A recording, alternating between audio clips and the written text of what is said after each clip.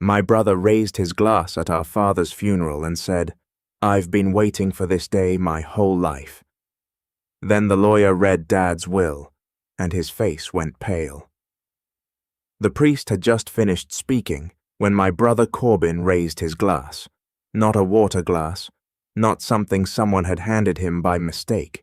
He had brought a small bottle of champagne to our father's funeral, and he poured it into a paper cup from the refreshment table, and he lifted it into the air like he was at a wedding. He was smiling, not a sad smile, not the kind of smile people give at funerals when they are trying to hold themselves together. This was a real smile, a wide one, the kind you see on people who have just won something. He was standing next to our father's casket in a bright blue suit with a gold tie because he said black was for people who were actually sad, and he was not going to pretend. I had asked him that morning to please wear something appropriate. He told me I did not get to decide what he wore. Our father had died 3 days earlier from a stroke. He was 74 years old and had been healthy until the moment he was not. I found him on the kitchen floor of his house when I came to check on him like I did every Sunday. Corbin had not visited him in 2 years. He lived 40 minutes away and said the drive was too long. He said Dad was boring anyway. He said old people depressed him. But here he was, at his own father's funeral, raising a glass next to the casket like he had just heard the best news of his life. Our Aunt Delea, who was Dad's sister, asked Corbin what he thought he was doing. Corbin took a sip from the paper cup and said he was just so relieved. He said he had been waiting for this day his whole life. He said now he could finally get what he deserved. Aunt Delea looked at me with horror on her face. I shook my head because I did not have an explanation. Corbin had always been difficult, but this was something else entirely. After the service, we went to the lawyer's office for the reading of the will. Our father had been a careful man who planned everything in advance. He had told me years ago that his will was updated and clear and there would be no confusion when the time came. I believed him because Dad was not a man who left loose ends. The lawyer, whose name was Mr. Whitfield, opened the folder and started reading. He explained that our father's estate consisted of his house, which was paid off and worth around $300,000, his savings, which totaled about $80,000, his car, which was old but functional, and a storage unit that contained furniture and personal items. Corbin was leaning forward in his chair, with his eyes bright like a child waiting to open presents on Christmas morning. Mr. Whitfield continued reading. Our father had left everything to me: the house, the savings, the car, the storage unit, everything. Corbin's name was mentioned once. He was to receive our grandfather's pocket watch, which was in the storage unit. That was it. A watch. Corbin did not move. He sat there frozen while Mr. Whitfield finished reading and asked if we had any questions. Then he exploded. He stood up so fast his chair fell over. He said this was wrong. He said there had to be a mistake. He said our father would never cut him out like this. He said I must have manipulated him. He said I must have poisoned him against his own son. He demanded to see proof that this was the real will. Mr. Whitfield calmly showed him the document with our father's signature witnessed and notarized 2 years ago. 2 years ago. Corbin had stopped visiting. 2 years ago, he had told our father that he did not have time for him anymore. 2 years ago, he had said Dad's house smelled like old people, and he could not stand being there. Our father had changed his will after that. Mr. Whitfield said there was also a letter. He said our father had written something to explain his decision. He handed me an envelope with my name on it. I opened it and read it out loud because Corbin was demanding to know what it said. The letter was short.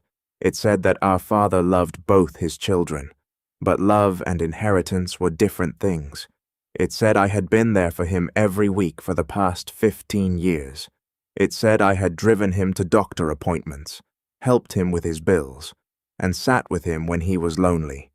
It said Corbin had told him 2 years ago that he was just waiting for him to die so he could have his money. He had said it to his face during an argument about why he never visited. He probably did not remember saying it, but our father remembered. He wrote that he was giving his estate to the child who wanted him and not the child who wanted his money. Corbin grabbed the letter from my hands and read it again, like the words would change if he stared at them hard enough. Then he tore it up.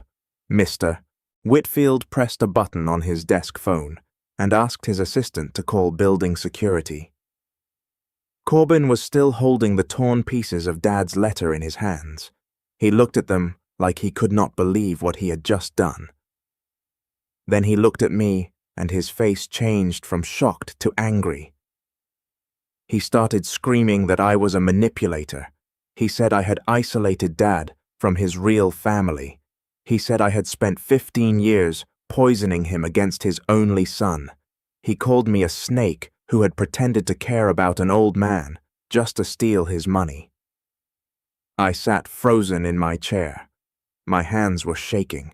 I wanted to defend myself, but no words would come out. Mr. Whitfield stood up and walked around his desk. He positioned himself between Corbin and me. He told him in a calm voice that destroying the letter changed nothing. He said he had copies in his files. He said the original was also on file with the court. Corbin threw the torn pieces at him. They scattered across his desk and onto the floor. He said he did not care about copies. He said the will was fake. He said I had forged Dad's signature. He said Dad would never do this to him. A security guard appeared in the doorway. He was a large man, in a dark uniform. Mr. Whitfield asked him to escort Corbin from the building. The guard stepped forward. Corbin backed away from him. He said he was not leaving until he got answers. Mr. Whitfield explained that he had received the information from the will reading and now he needed to leave. He said if he refused, he would call the police. Corbin looked at me again. His eyes were red. For a second, I thought he might break down, but instead he screamed that I had not heard the last of this. He said he was getting a lawyer. He said he would prove Dad was not in his right mind when he changed the will. He said everyone would know what I had done. His wife, Lena, had been sitting quietly in the corner during all of this. She stood up and touched Corbin's arm. She said they should go. Corbin jerked away from her. He told her not to touch him. He told her she was supposed to be on his side.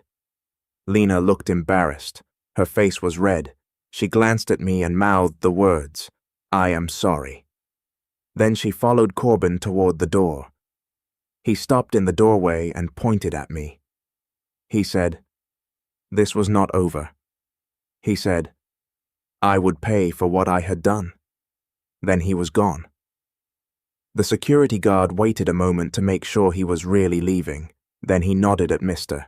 Whitfield and left. 2. The office was suddenly very quiet. Mr. Whitfield sat back down at his desk. He picked up the torn pieces of the letter and put them in a folder. He asked if I was okay. I nodded, but I was not sure if that was true. My chest felt tight. My hands were still shaking. Mr. Whitfield said there was one more thing. He opened a locked drawer in his desk and took out a sealed envelope. It was thick, and it had my father's handwriting on the front. He said my father had left it with him the same day he changed the will. He said the instructions were very specific. He said the envelope was only to be opened if anyone ever challenged the will in court. He said as long as everyone accepted Dad's wishes, it would stay sealed and none of us would ever need to know what was inside. He said he hoped it would stay that way. He put the envelope back in the drawer and locked it. I did not think much about the envelope at the time. I was too shaken to think about anything, but I would remember it later, Mr. Whitfield said. Well, contests were common in cases like this. He said, people often got emotional when inheritance did not match their expectations. He said, this particular case had very clear documentation in my favor. He explained that Dad's will was properly witnessed and notarized. He said the letter, explaining Dad's reasoning, was dated and signed. He said there was a clear timeline showing that Dad changed his will 2 years ago when he was obviously healthy and competent. He told me that Corbin would have a hard time proving undue influence or lack of capacity. He said I should expect him to hire a lawyer and file a formal contest. He said I would need legal representation, too. He gave me the names of 3 attorneys who handled estate disputes. I took the paper he handed me, but I could not focus on the words. Everything felt unreal. 3 hours ago, I had been at my father's funeral. Now, I was sitting in a lawyer's office being accused of manipulating and stealing from him. Mr. Whitfield walked me to the elevator. He said to call him if I had any questions. He said not to worry too much because the case was strongly in my favor. The elevator doors closed and I was alone. I drove to my apartment without really paying attention to the road. I kept seeing Corbin's face when Mr. Whitfield read the will. I kept hearing his voice calling me a snake. I parked in my usual spot and sat in the car for 10 minutes. I did not want to go inside. I did not want to be alone with my thoughts. I pulled out my phone and called Priya. She had been my best friend since college. She answered on the second ring. I asked if she could come over. She heard something in my voice because she did not ask questions. She just said she would be there in 20 minutes with food.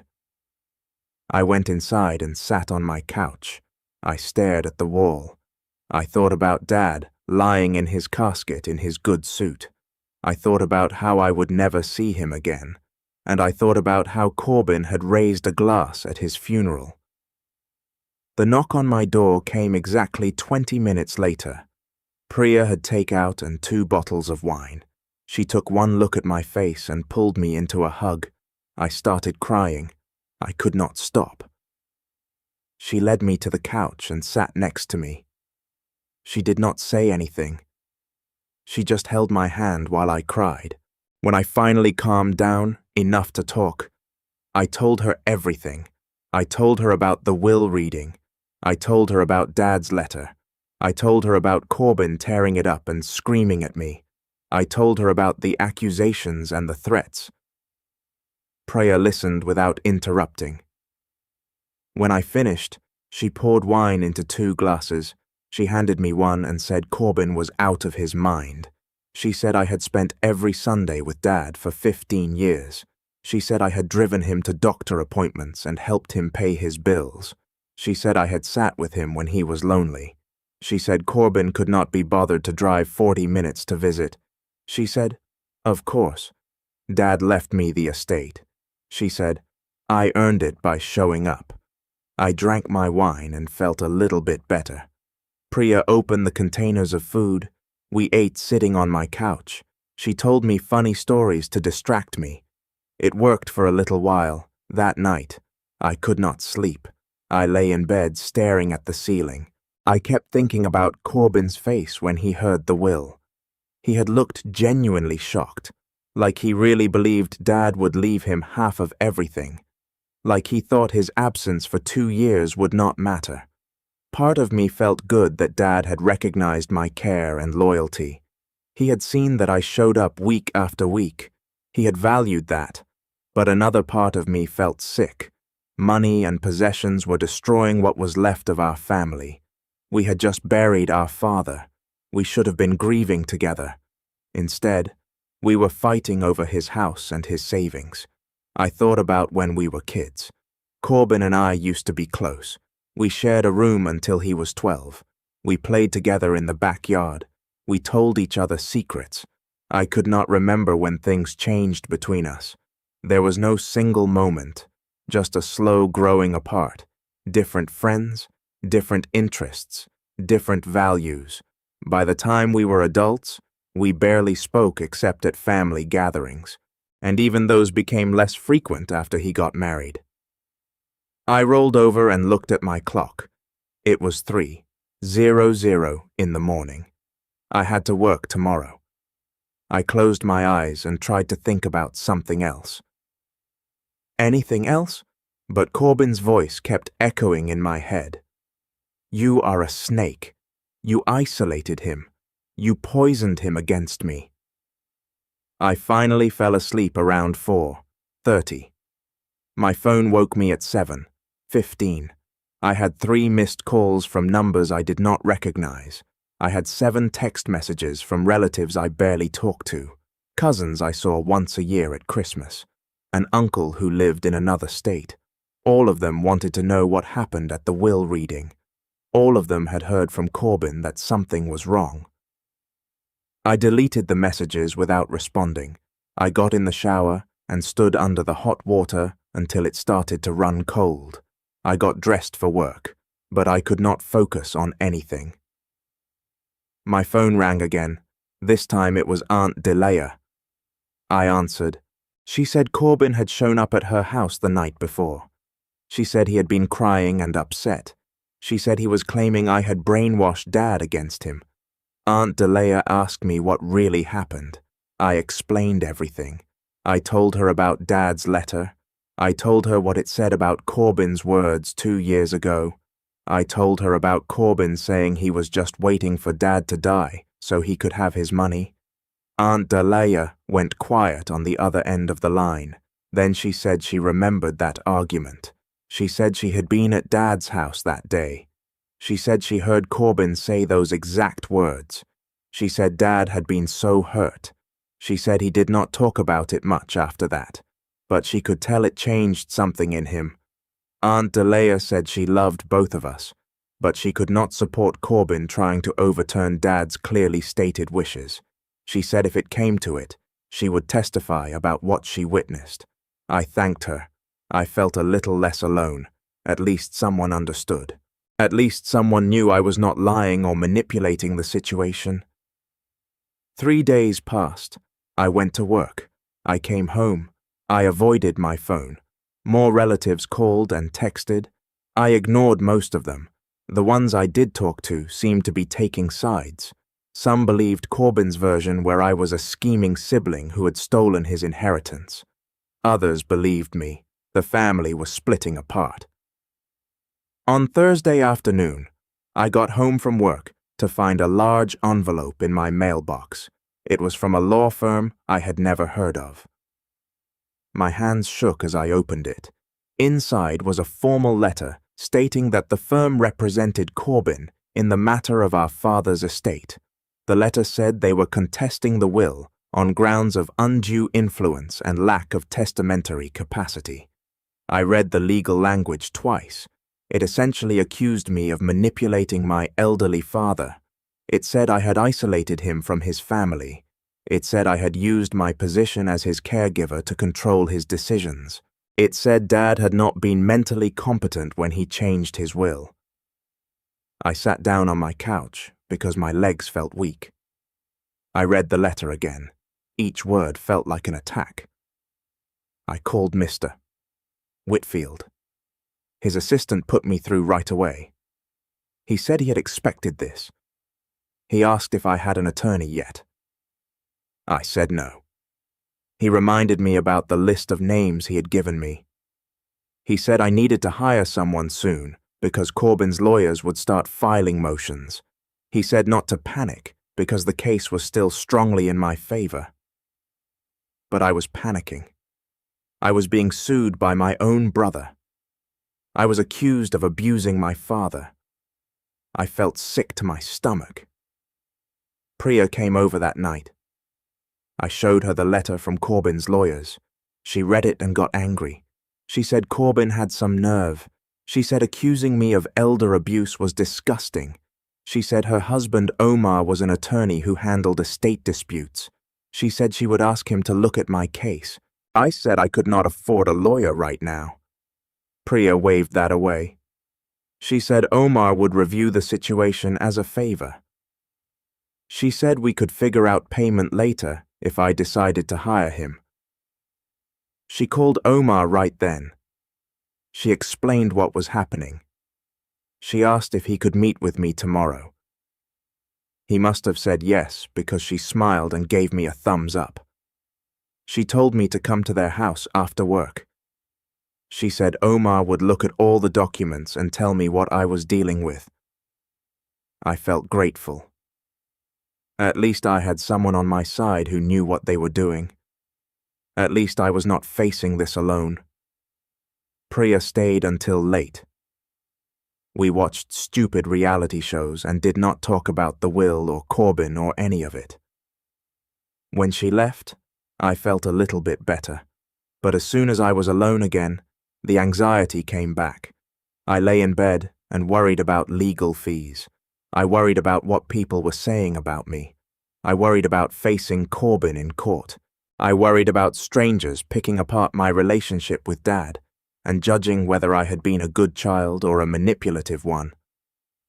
I went to Priya and Omar's house after work on Friday.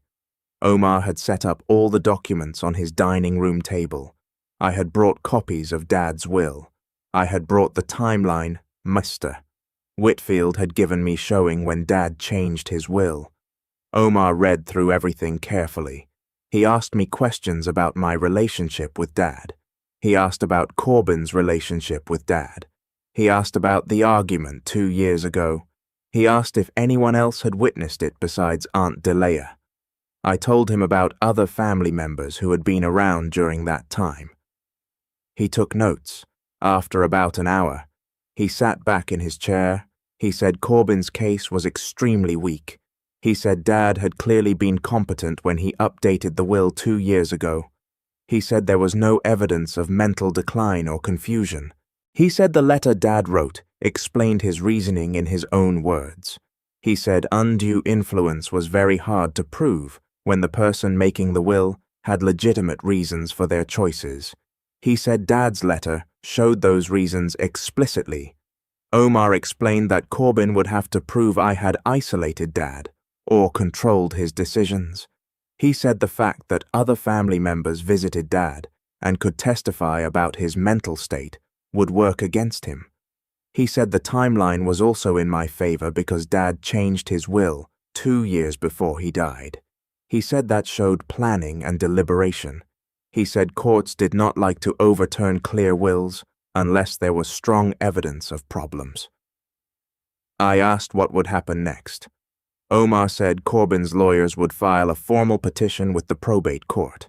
He said there would be discovery where both sides requested documents and information.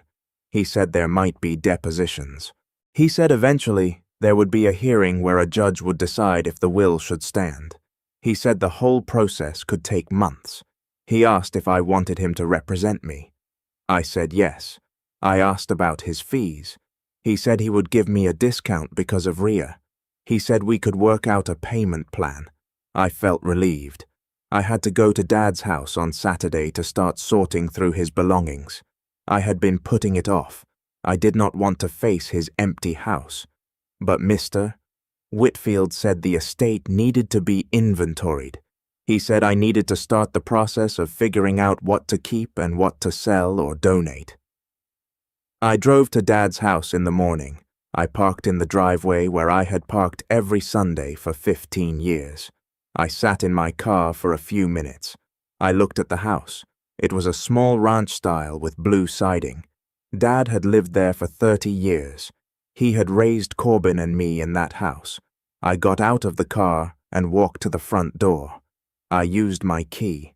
The house smelled like Dad, like his coffee and his aftershave, and the wood polish he used on the furniture. Everything was exactly how he had left it. His reading glasses on the side table, his newspaper folded on the couch, his coffee mug in the sink from the morning of his stroke. I walked through the room slowly, the living room where we used to watch television together, The kitchen, where he taught me to make his mother's soup recipe. His bedroom, where I had found him that last Sunday. I sat down on his couch, the same couch where I had sat every week while we talked about his doctor appointments and his garden and what was happening in the neighborhood. I started crying. I cried harder than I had at the funeral. I cried because Dad was gone. I cried because I would never sit on this couch with him again. I cried because I would give back every penny of the inheritance to have him here. I cried because Corbin was making this about money when we should be grieving together. I cried until I had no tears left. Then I got up and started going through Dad's things. Aunt Delia showed up around noon. She knocked on the door and came in carrying 2 sandwiches and bottles of water. She said she knew I would not be taking care of myself. She said she wanted to check on me. We sat at Dad's kitchen table and ate lunch. She asked how I was holding up. I told her the truth. I said I was overwhelmed. I said I was angry at Corbin. I said I was sad about Dad. I said I felt guilty for being angry when I should just be sad.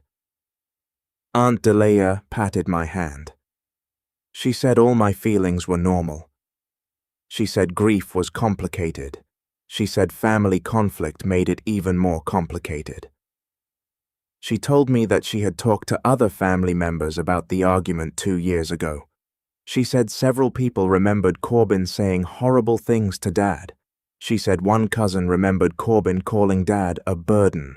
She said another relative remembered Corbin complaining that Dad expected too much from his children. Aunt Delia said she loved both Corbin and me. She said we were both her family, but she said she could not support Corbin trying to overturn Dad's clearly stated wishes. She said if it came to testifying, she would tell the truth about what she witnessed. She said other family members felt the same way. I felt better knowing I had support. Aunt Delia helped me start sorting through Dad's closet. We packed his clothes in boxes to donate. We found old photos in his dresser drawers. We found cards and letters I had sent him over the years. He had kept all of them. Aunt Delia left around 3. She hugged me and told me to call if I needed anything. I kept working until it got dark. Then I locked up the house and drove home. On Sunday morning, I got a thick package from Corbin's lawyers. Inside were discovery requests. They wanted 15 years of my financial records. They wanted my phone logs. They wanted documentation of every interaction I had with Dad. They wanted copies of every check I had written him, or he had written me. They wanted my calendar entries. They wanted statements from my bank accounts. The list went on for pages. I called Omar even though it was Sunday. He said this was normal. He said it was a fishing expedition. He said Corbin's lawyers were trying to find any evidence of undue influence. He said they were looking for large financial transactions or suspicious patterns. He said they probably would not find anything, but we had to respond to the requests. He said it would take time to gather everything.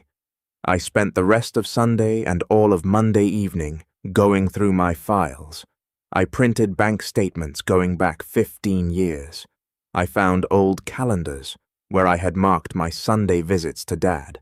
I found receipts for groceries I had bought for him when he could not get to the store. I found paperwork from the times I had driven him to the hospital or to specialist appointments. I made copies of everything. I put it all in folders organized by year. It felt invasive. It felt insulting. These lawyers were going through my private financial information looking for evidence that I was a bad person, looking for proof that I had manipulated my father. But Omar said we had to cooperate. He said the discovery process went both ways. He said we would be requesting information from Corbin, too. He said we would ask for evidence of his visits to Dad. He said we would ask for phone records showing how often he called him. He said we would ask for any financial support he provided.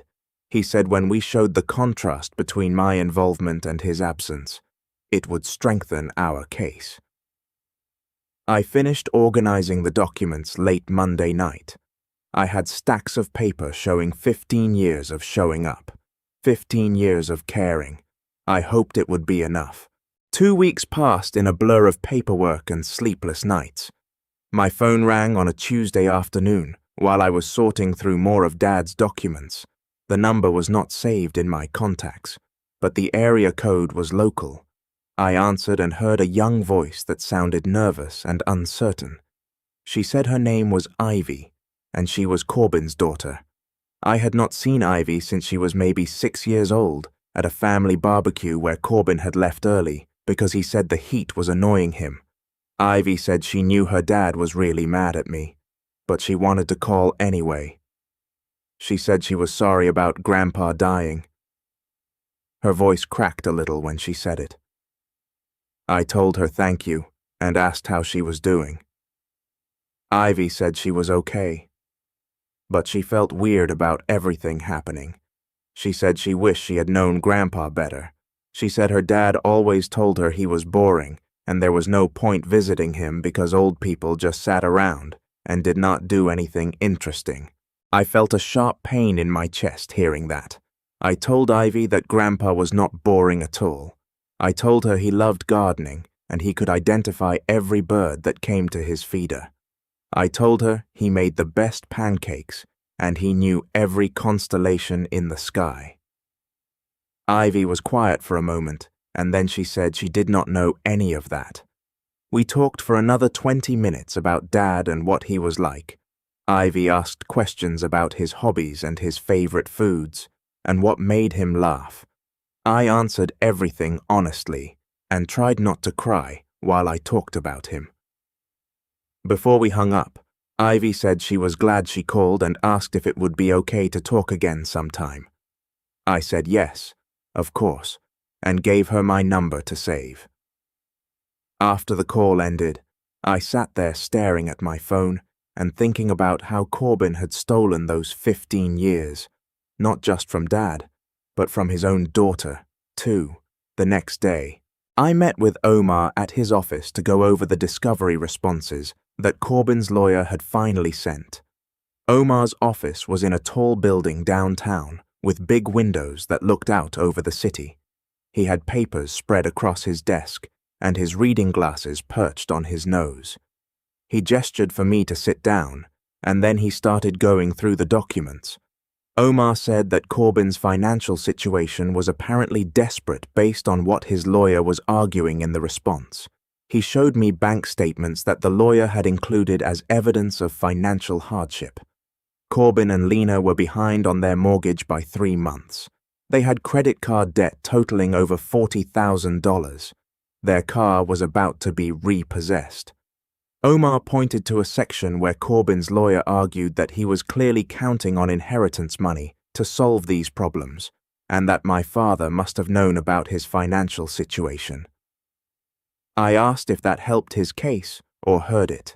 Omar leaned back in his chair and said it actually helped our case significantly. He explained that it showed Corbin's motivation for contesting the will was not about Dad's wishes or any real belief that he was not competent.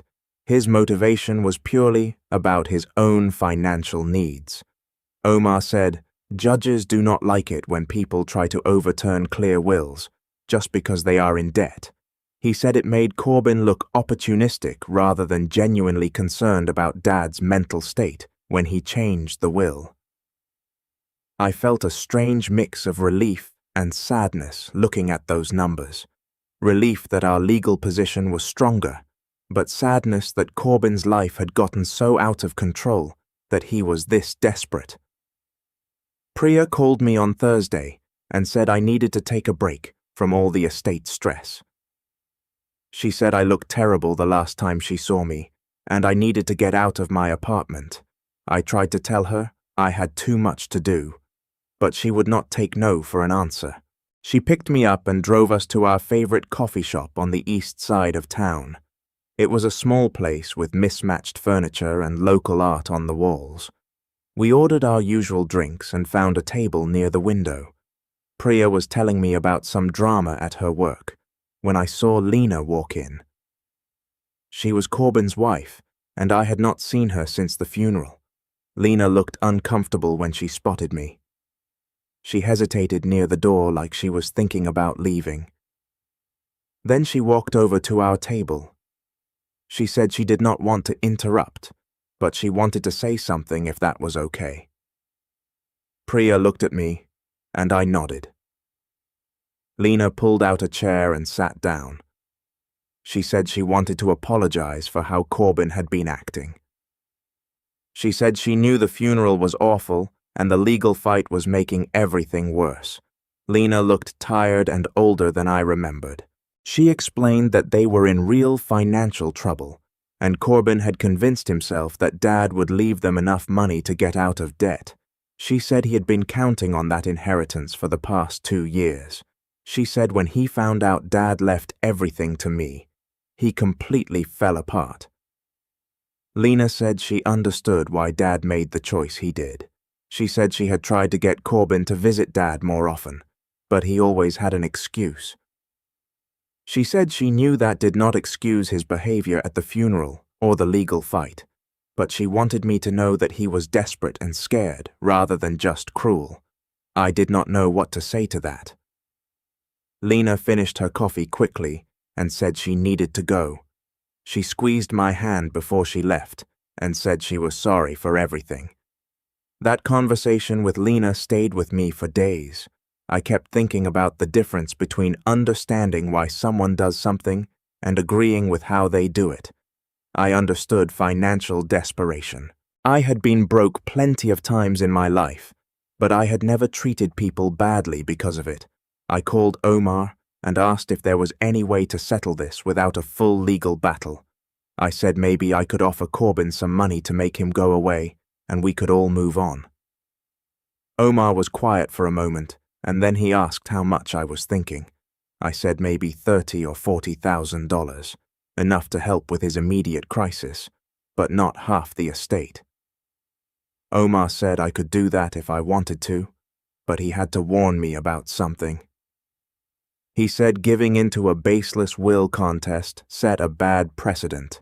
He said it told Corbin and anyone else watching that if you make enough noise and cause enough trouble, you can get money even when you do not deserve it. Omar reminded me that Dad specifically did not want Corbin to have the money. He said Dad's letter was very clear about his reasoning. Omar asked if I really wanted to ignore Dad's clearly stated wishes just to avoid conflict. I told him I needed to think about it. He said that was fine, but I should think carefully about what I was really doing. He said I would be rewarding Corbin for 2 years of neglect and for tearing up Dad's letter and for accusing me of elder abuse. He said that did not seem right or fair. I hung up feeling more conflicted than before. That night, I went back to Dad's house because I had left some boxes there.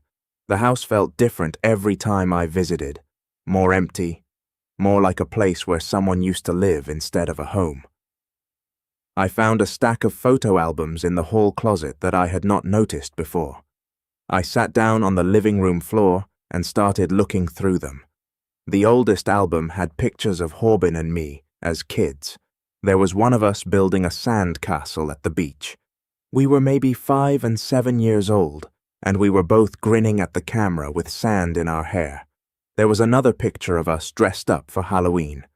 Corbin was a knight, and I was a ghost. We had our arms around each other. I kept flipping through the pages and watching us grow up in these frozen moments. We used to play together every day.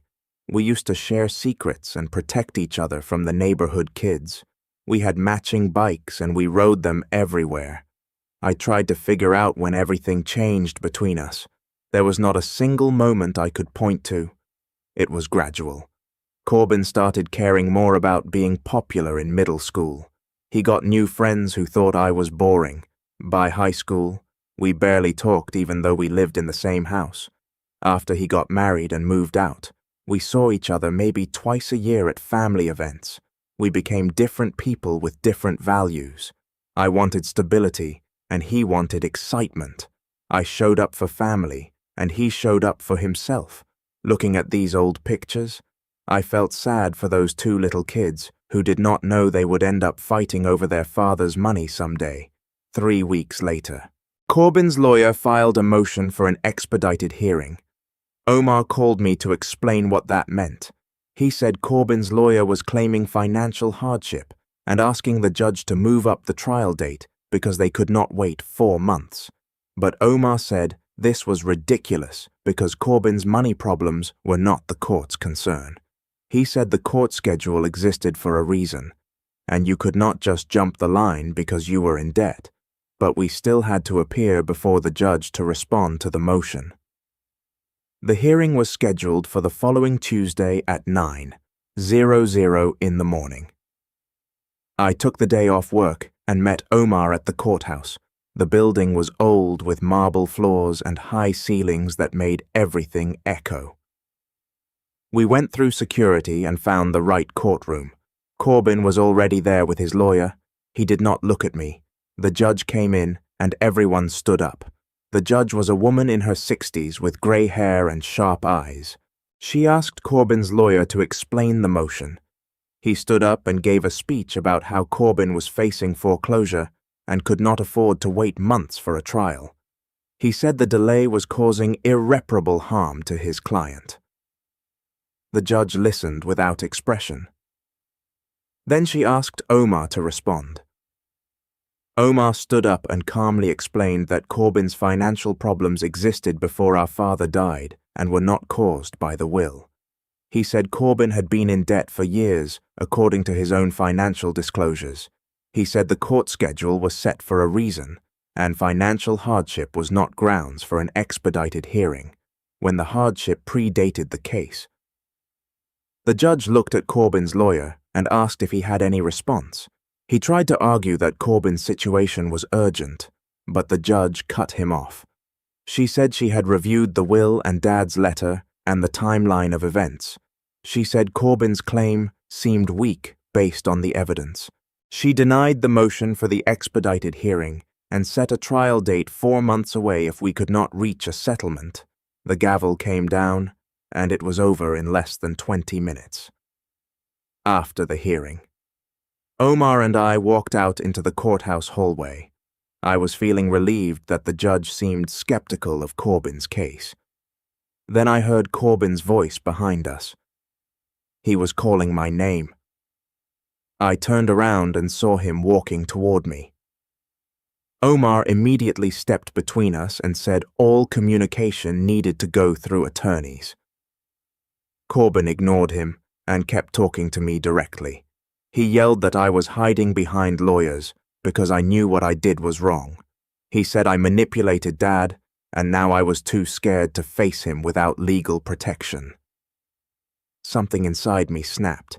I stepped around Omar and spoke up for the first time since this whole thing started. I told Corbyn that I was there every single week for 15 years, while he could not be bothered to call. I said Dad made his choice based on our actions, not my manipulation. I said he told Dad to his face that he was waiting for him to die so he could have his money, and now he was mad that Dad remembered. Corbyn's face turned red. He started to say something, but his lawyer grabbed his arm and pulled him away. Omar put his hand on my shoulder and guided me toward the exit. My hands were shaking. I had never confronted Corbyn like that before. I had always been the peacekeeper who avoided conflict, but something about him blaming me for his own choices made me angry enough to finally push back. That confrontation left me shaking and upset for days afterward. I could not sleep. I could not focus at work. I kept replaying the moment in the courthouse hallway over and over in my head. I hated conflict. I had spent my whole life trying to keep peace in the family. I never wanted to fight with my brother over our father's money. This was not how things were supposed to go. Priya came over one evening and found me sitting on my couch, staring at nothing. She made me tea and sat down next to me. She said I looked terrible and asked what was wrong. I told her about the confrontation and how awful it made me feel. Priya listened, and then she said something that hit me hard. She reminded me that I did not start this fight.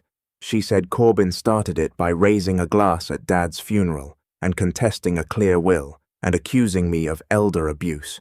She said I had done nothing wrong except be there for 15 years. She said Corbin made his own choices and now he was dealing with the consequences. Priya asked why I was taking responsibility for Corbin's feelings when Corbin never took responsibility for anything. I knew she was right, but it still felt awful to be estranged from my only sibling right after losing our father. I told Priya that part of me kept hoping Corbin would apologize and we could find some way back to being family. Priya said, maybe that would happen someday, but right now I needed to protect myself and honor Dad's wishes. She said being kind did not mean letting people walk all over me. A few days later, my phone rang and I saw Ivy's name on the screen. She asked if she could come see Grandpa's house before anything happened to it. She said she had some memories from when she was little and she wanted to see it one more time. I agreed immediately and gave her the address even though she probably still remembered it. Ivy showed up an hour later with her hair in a ponytail and wearing jeans and a sweatshirt. She looked so much like Corbin at that age that it hurt to look at her. We walked through the house together, and Ivy moved slowly through each room.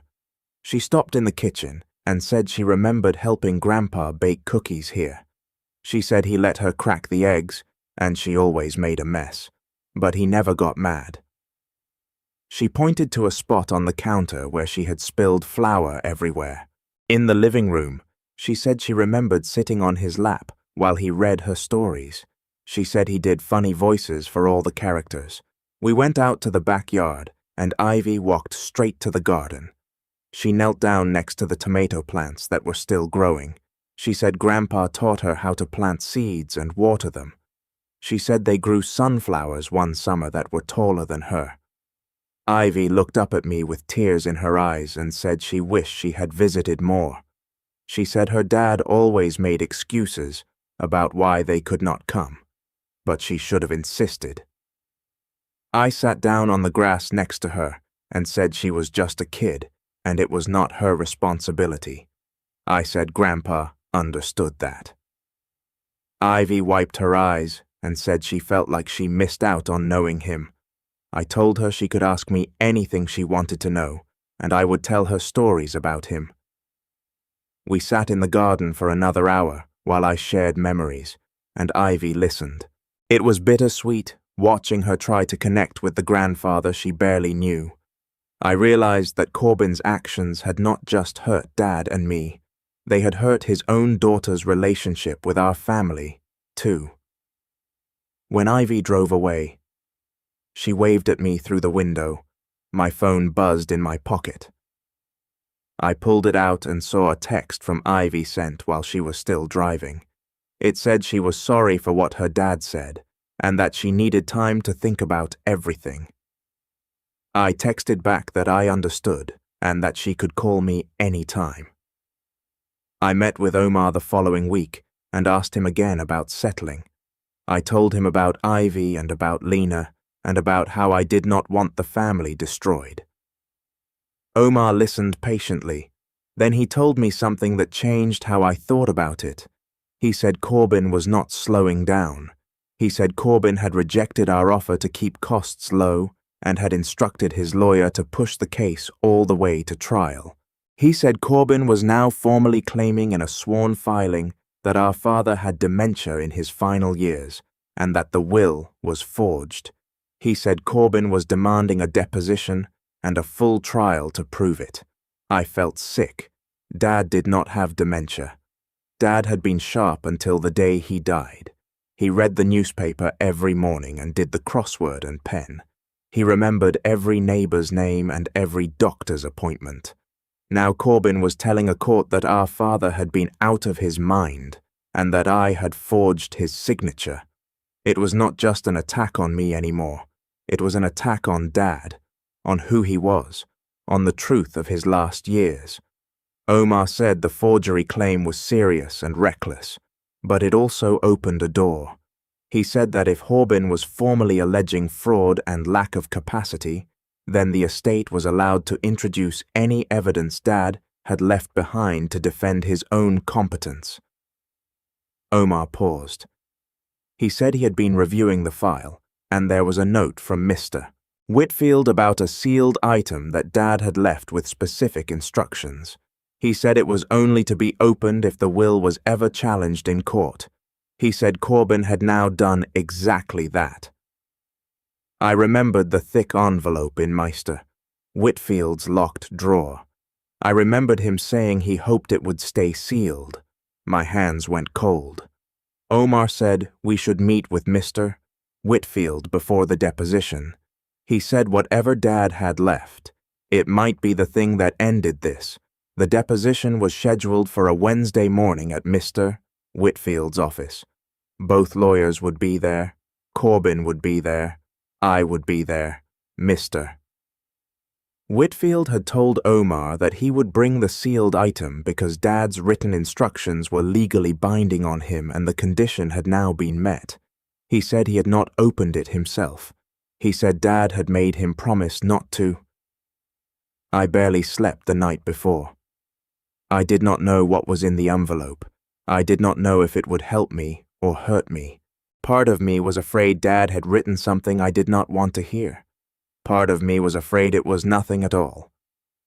The morning of the deposition, I got to the office early. Omar was already there. Mr. Whitfield greeted us and led us into a large conference room with a long table and a screen on the wall. There was a court reporter setting up in the corner. A few minutes later, Corbin arrived with his lawyer. He was wearing an expensive suit, and he looked confident. He looked at me and smirked. He seemed sure he was going to win.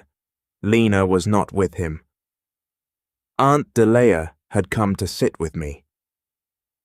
Corbin's lawyer began. He said his client was prepared to prove that our father lacked the capacity to change his will, and that the signature on the document was not authentic. He said Corbin would testify that our father had been confused and forgetful in his final years. He said they intended to bring in a handwriting expert. He was still talking when Mr. Whitfield raised his hand and said he needed to address something before the deposition proceeded. Mr. Whitfield placed the thick sealed envelope on the table. He said that my father had left this with him on the same day he executed the new will 2 years ago. He read Dad's written instructions out loud to the court reporter. The instructions said that the contents were to be revealed only if any person challenged the will in a court of law, and specifically if any person alleged that he was not of sound mind or that his signature had been forged. Mr. Whitfield said that condition had now been met by Corbin's own sworn filing. He said he was therefore obligated to reveal the contents. Corbin's lawyer objected. He said he had not been informed of any sealed evidence. Mr.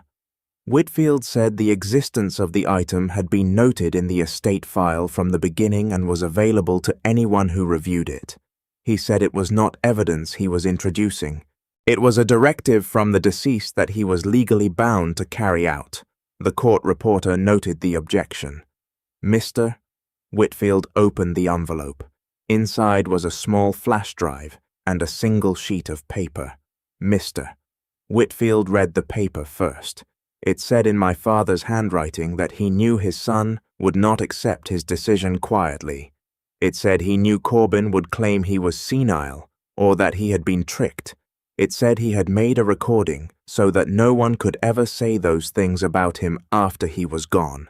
It said to play the video. Mr.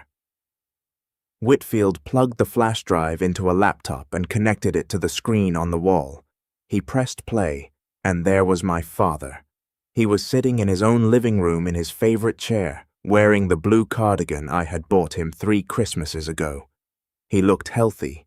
He looked calm. He looked directly into the camera. He said his full name. He said the date, which was 2 years ago, the same week. He changed the will. He said he was making this recording of his own free will, that no one was in the room with him, that no one had told him what to say. He recited the day of the week, the name of the current president, the address of the house he was sitting in, and the name of the medication he took for his blood pressure. His voice was steady, his eyes were clear. Anyone watching could see he was completely sound of mind. Then he said he was making this recording because he had recently changed his will, and he wanted to explain why, in his own words, in case anyone ever tried to say he had not meant to do it. He talked about me. He said I had come to see him every Sunday for 15 years without fail. He said I had driven him to every doctor appointment. He said I had sat with him on the nights he could not sleep. He said, I had learned his mother's soup recipe because I wanted a piece of her to keep. His voice got softer when he talked about that. He said he had never once had to ask me to come. He said, I just came. Then he talked about Corbin. His face changed. He said that 2 years ago. He had asked his son why he never visited anymore. He said Corbin had gotten angry. He said Corbin had told him to his face in that very living room that he was tired of pretending to care about a boring old man, and that he was just waiting for him to die so he could finally get his money and fix his life. My father looked into the camera and repeated the words slowly so there could be no mistake about what had been said. He said his sister Delia had been in the kitchen and had heard every word. Then my father looked into the camera and spoke directly to Corbin. He said, Corbin, if you are watching this, it means you did exactly what I knew you would do. It means you dragged your sibling into a courtroom and told a judge I was out of my mind. He said, I was not out of my mind, son. I was heartbroken. He said he had left everything to the child who wanted him, and nothing to the child who only wanted his money, and that this recording was proof that he had known exactly what he was doing, and exactly why. He said, I loved you your whole life. I just could not reward you for waiting for me to die. Then he reached forward and turned off the camera, and the screen went black. The conference room was silent. The court reporter had stopped typing. Aunt Delia was crying quietly beside me. I could not breathe. It was my father's voice, my father's face, reaching out from 2 years ago to defend himself and to defend me one last time. I looked at Corbin. He was staring at the black screen. His confident smirk was gone. His face had drained of all color. His mouth was open, but no sound came out. His own lawyer had set down his pen and was looking at him. The handwriting expert, the capacity argument, the forgery claim. All of it had just turned to ash. There was no forging a video.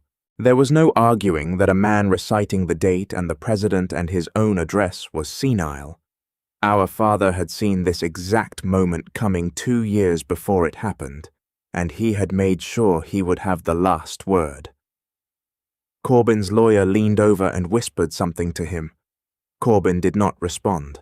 Then the lawyer stood up and said that in light of the new evidence, he needed to speak with his client and would be requesting a recess. Mr.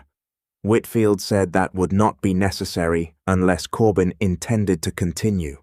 He said the recording made it clear that any further claim of incapacity or forgery would be not just baseless, but a knowing falsehood, and that pursuing it could expose Corbin to sanctions.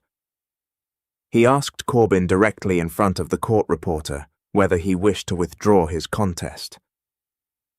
Corbin finally looked away from the screen. He looked at me for the first time in 2 years. He did not look angry. He just looked like a man who had lost. He opened his mouth. I waited for him to scream, to accuse me one more time, to say the video was fake, to say anything. But he did not. He closed his mouth. He looked down at the table, and in a voice so quiet I almost could not hear it, he said he withdrew the contest. Mr. Whitfield asked the court reporter to note that the contest had been formally withdrawn. Corbin stood up. He did not look at me again.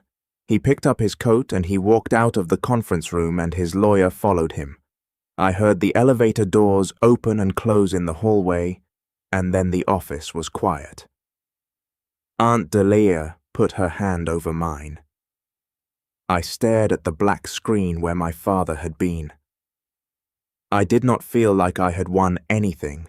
I just felt like for the first time since I found him on that kitchen floor, he had finally been able to speak. Corbin had spent 2 years telling everyone I was a liar, and in the end, it was not me who proved him wrong. It was our father, reaching out from the chair he loved in the cardigan I gave him to tell the truth one last time. Corbin did not say anything. There was nothing left to say. Dad had already said it.